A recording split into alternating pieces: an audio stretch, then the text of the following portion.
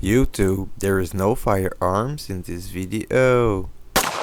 Welcome back to the Low Care Gunner YouTube channel. In this episode, I will be shooting the Umarex StrikeForce for the first time. This has been sent to us by Airgun Source Canada to review. In this episode, I mainly want to show how to use it, try the flip-up sights, and also have fun. Let's stop wasting time in this beautiful day. To load it, you will simply press the button on the bottom of the magazine and slide this off. Inside of there, you will find the Allen key to help you remove the piercing covers. Both does look the same, and the piercing pin is inside of there and not on the thingy right there, just so you know. You have a nice red seal in there, so you do want to use silicone oil on your cartridges. Just put a little drop on it and then you can insert it.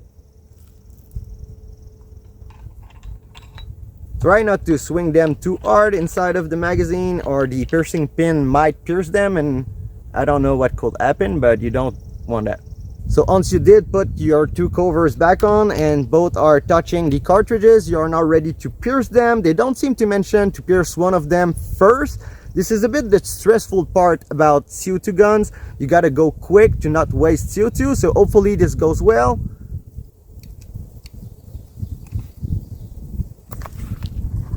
I did hear it pierce. We'll put it end tight just to make sure.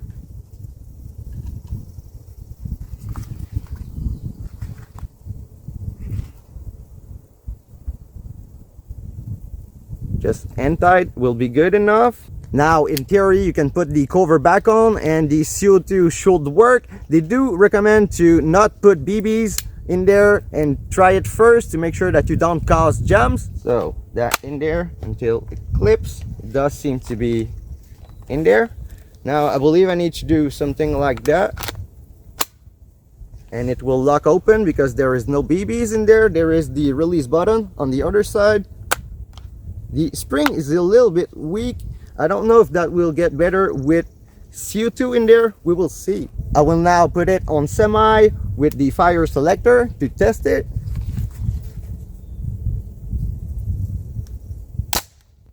Did seem to work. So we do have a bolt lock open on the last shot. I don't know if we can just leave it like that and insert another magazine and release it and we will be ready.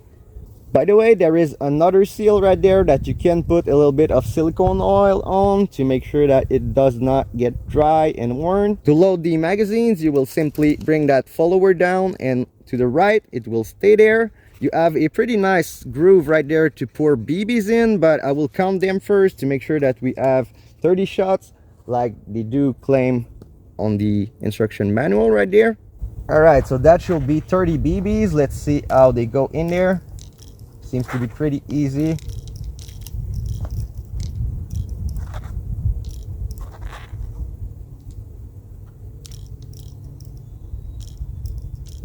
So if you do put 30 BBs in there and shake it up, it does seem to be right around where the window is at. So it is exactly 30 shots. I don't think you can get confused with that. Maybe put 29, but pretty clear. I thought I might have to mark that, but that's pretty cool.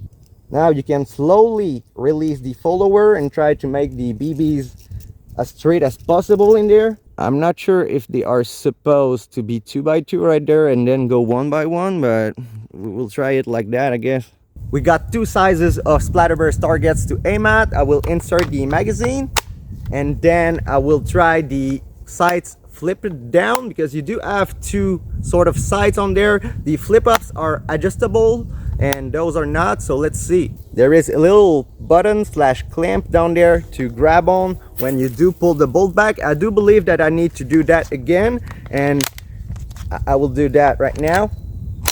So it does seem to work better when there is CO2 in there, otherwise the spring is a little bit weak. Just looking in there out of the box, you might want to move this one back and move this one forward so you do get a better side picture. I did not do that. I do not have tools, but this is out of the box. By the way, I just noticed that the fire selector is on both sides and I will be using the semi mode for now.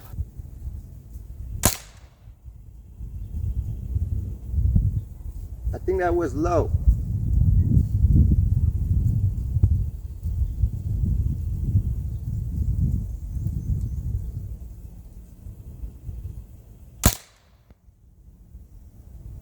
bit higher.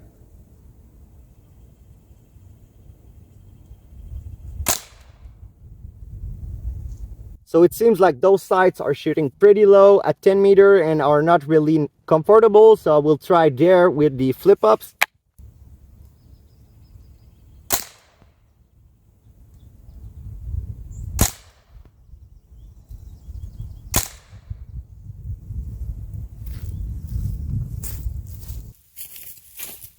So it seems like I'm shooting a little bit to the right, but we did not do too horrible.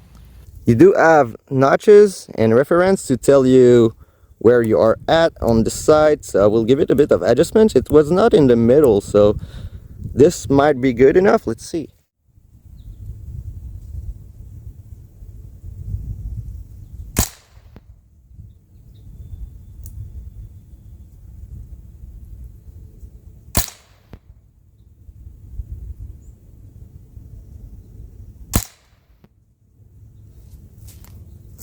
We did get a lot closer.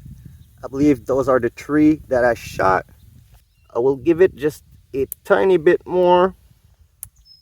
Maybe 2 clicks is too much, maybe not. So we will try that. I will take one more shot there. I believe that will be 10 shots, and I will then put it on full auto and aim right there.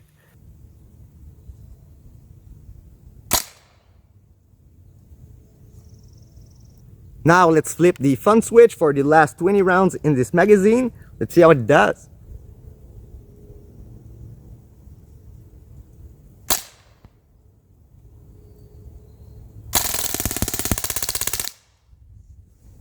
I did horrible, but it seems to have done pretty well. Again, you have the bolt lock feature. I was really not expecting the blowback to rock this hard. I did swing pretty bad at first, but when I got it back on target, it was hitting pretty much where I was aiming, so I'm happy about that. I did get a bit of a trigger glitch on the first shot. It pulled once, it was very stiff, and then it was so I don't know. Let me load another magazine and we will try that again, I guess. I got another 30 BBs in there. I wonder if you can only release the bolt thingy and just fire it. I believe you can, so I will try that.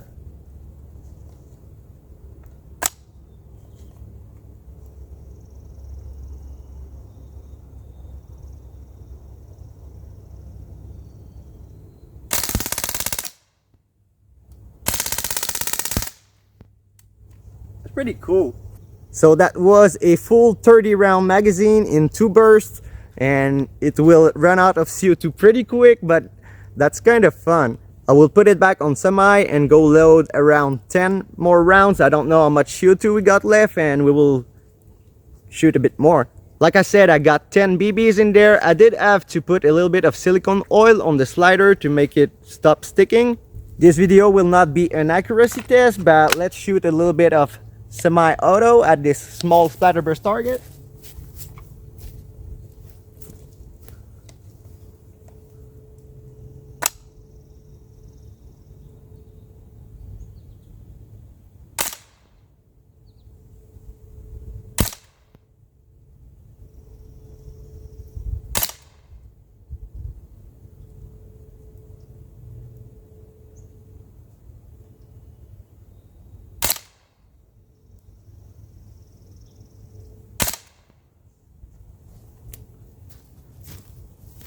I think we might be out of CO2 already. It seems to be double feeding. I'm not sure. I don't know. We did a pretty good group if it does not work right. I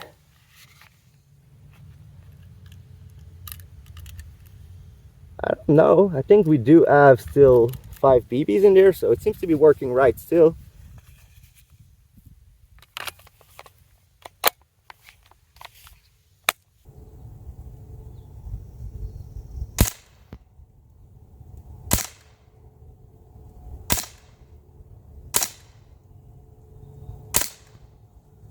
It does start to sound very weak though. I will push my luck a little bit and put 10 more in there, but I don't think we got enough CO2 for that, especially if you do use the full auto a bunch.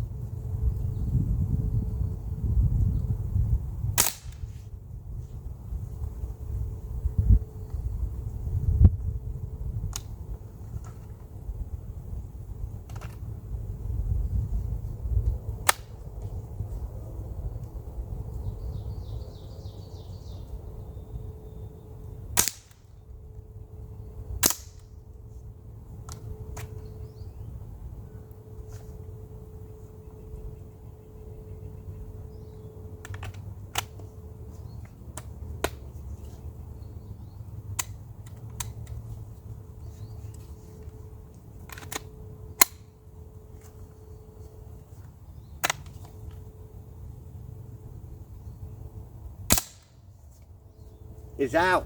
Hey, I found some Nesquiks. I wonder what that is. Other than rabbit poop. This video was not to test the accuracy, more like a first time user and a how to use and stuff. But I think we did pretty good. This is 3 shots. We started grouping there pretty good in semi-auto. I did jerk it a lot on the first full auto pull, but we did pretty well too, I believe so, at 10 meter. So let's do an outro. Don't forget to remove your CO2 cartridges before storage because it can wear out the seals inside faster. The cartridge is pushing on it basically, so that's not really good for it. In theory, we should not have much gas left in there and it should be pretty easy to unscrew, but the Allen wrench is not that long.